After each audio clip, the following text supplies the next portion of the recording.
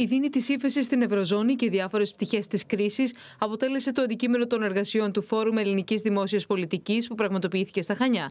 Ακαδημαϊκοί και άνθρωποι της πολιτικής του Ευρωπαϊκού Βορρά και Νότου ανέλυσαν τις αλλαγές που διαμορφώνονται σιγά-σιγά στους κόλπους της Ευρωπαϊκής Ένωσης, κάνοντας λόγο για μια θεσμική έκρηξη, ένα Big Bang της Ευρωζώνης.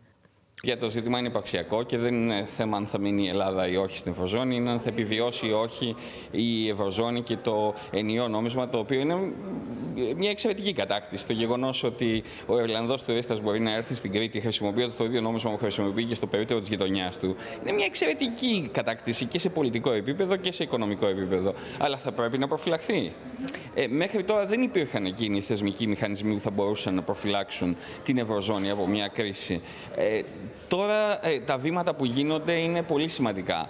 Το πρόβλημα είναι να μην έχουμε πισωγυρίσματα, δηλαδή οι οικονομικές πολιτικές που ακολουθούνται, οι οποίες είναι παράλογα αυστηρές σε πολλές περιπτώσεις. Νομίζω θα βγούμε με μια αισιόδοξη νότα από όλο αυτό, ότι διαφαίνεται μια λύση στον ορίζοντα γενικότερα για το ευρωπαϊκό project.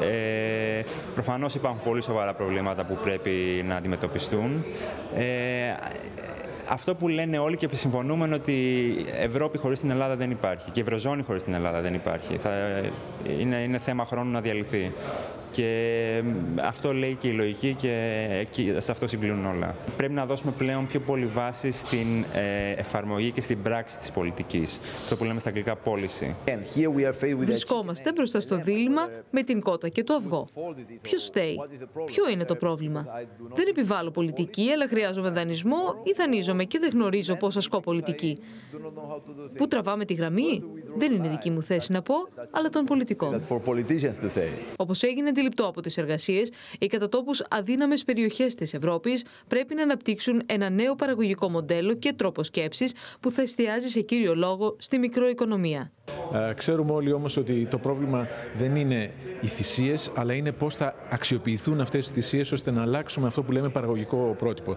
Το πρόβλημα της Ελλάδας είναι ότι ήμασταν ελάχιστα ανταγωνιστικοί όλα αυτά τα χρόνια. Είχαμε τεράστια ελλείμματα, δεν μπορούσαμε να υποστηρίξουμε το επίπεδο ζωής στο οποίο ζούμε. Και για να μπορέσουμε να το κάνουμε αυτό το πράγμα, θα πρέπει να προωθήσουμε τις παραγωγικές διαδικασίες που ξεκινάνε από την αγροτική παραγωγή, από νέα προϊόντα που θα πρέπει να προωθηθούν και βέβαια φτάνουν και σε υψηλότερα στη βιομηχανία, νέα τεχνολογία. Όλα αυτά τα ζητήματα λοιπόν πρέπει να τα προωθήσουμε και αυτά συζητιούνται σε μεγάλο βαθμό σήμερα. Και είναι σημαντικό να δούμε τη θετική πλευρά, πώς θα μπορέσουμε να ξεφύγουμε από αυτό το αδιέξοδο στο οποίο σήμερα φαίνεται ότι βρισκόμαστε.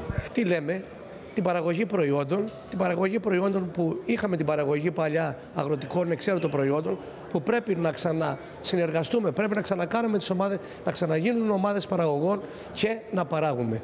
Γιατί παράλληλα με την αύξηση του τουριστικού προϊόντος θεωρώ ότι τον επόμενο χρόνο μπορούμε να πάμε καλύτερα και μέσα από τους δύο πυλώνες αυτούς, παράλληλα με τον πολιτισμό μας, την ιστορία μας, όλα τα συγκριτικά πλεονεκτήματα της Κρήτης, η Κρήτη μπορεί να αποτελέσει το παράδειγμα για όλη την Ελλάδα. Το Φόρουμ στα Χανιά ακολούθησε τα αντίστοιχα που είχαν πραγματοποιηθεί στην Οξφόρδη τον Ιούνιο του 2011 και στο Νότιχαμ τον Μάρτιο του 2012.